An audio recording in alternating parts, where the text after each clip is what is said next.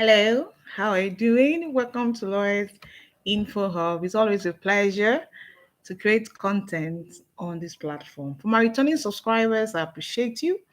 Thank you for always stopping by to check what is new on the channel. For you is watching me for the first time, I'm your host, Mercy. It's a great platform here. I encourage you to join us by subscribing to the channel, to increase to develop your legal knowledge is very important. We believe in excellence. We are doing this to contribute to the growth of legal education in Nigeria in any little way, in the little way we can. Yeah, we have several contents on the channel that is very beneficial, and we believe that when you go through them, you will learn one or two things. So today we're looking at the duties and responsibilities of trustees. Now, we're looking at who trustees are, their the qualification before one can become a trustee. Then what are the duties and responsibilities of a trustee? Now, in the course of your work as a lawyer, you might have need for you to incorporate, you know, to yes register incorporated trustee, corporation, or have need to render legal advice, to a corporation, or people can seek your knowledge on who trustees are, what they represent, what are their duties. You need to also understand the types of trustees we have. So I'm going to just do a short class on this so that I know they can be able to even teach someone on what you have learned. Just sit back, relax, and enjoy the class. So by section 830 of Karma, yes, section 830 of Karma. Let me read it out to you on what it says on trustees. It says from the date of registration, the trustee or trustees shall become a body corporate by the name described in the certificate, and shall have perpetual succession, common seal if they so wish, power to sue and be sued in his corporate name, to hold and acquire and transfer, and dispose or assign property or interest therein belonging to the association or the corporation.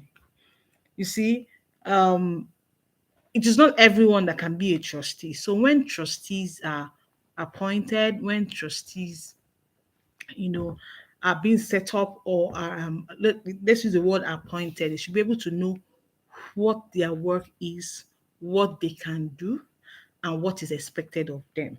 Now, what qualifies one to be a trustee?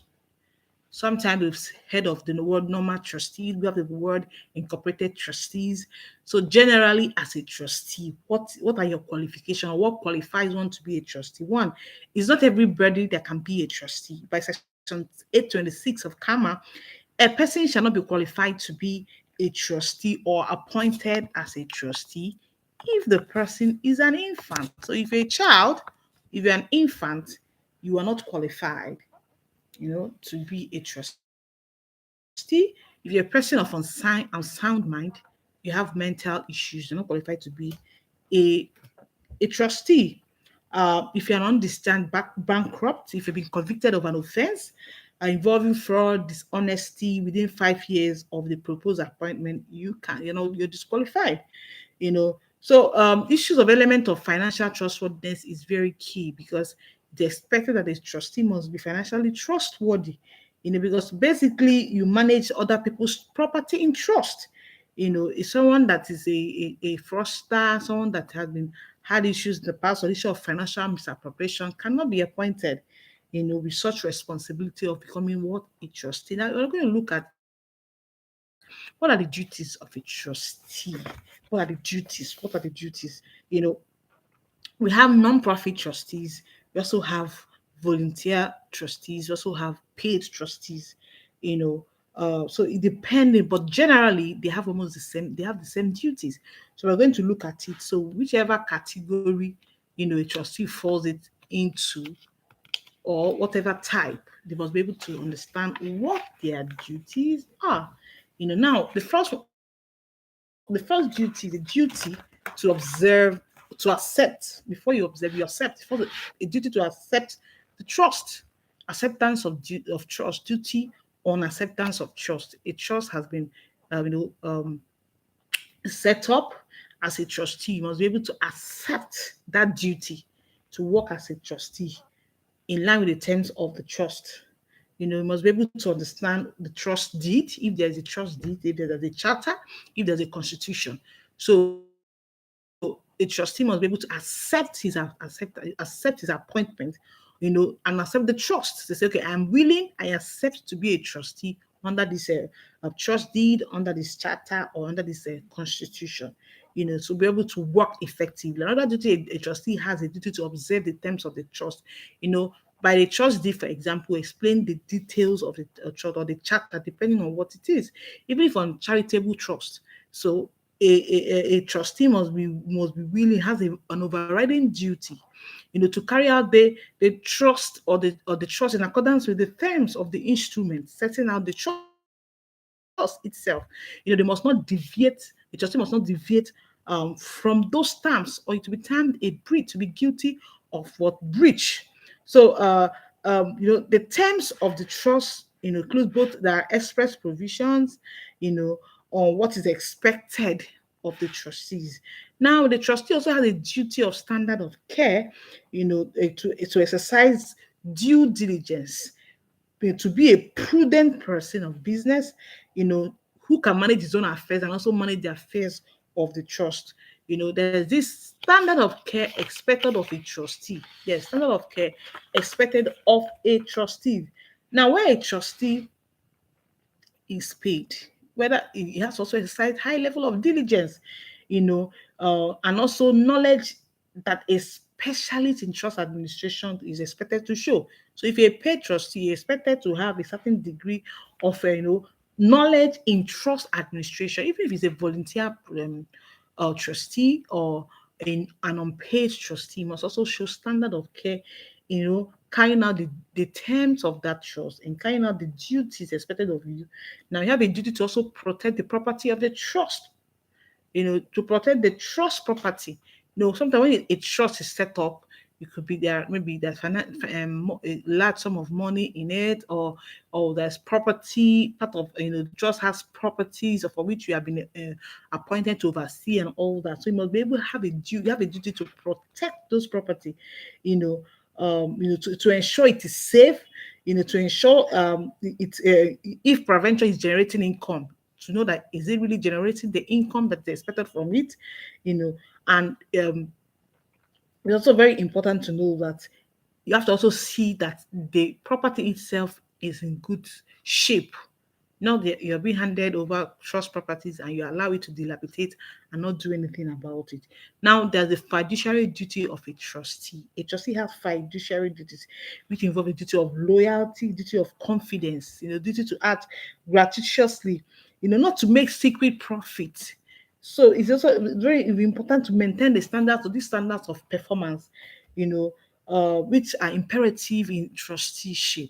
So, fiduciary duty, not to make secret profit, not to use the trust property, not to use the trust money for your own personal gain, without using it for the terms, or for the terms of reference in that trust deed, or in that charter, or in that constitution. So that's the fiduciary duty expected of you, to ensure that the profits coming in that trust, you're not mismanaging it, you're not using it for yourself, not to make secret profit out of the trust properties or the sums of money in that trust.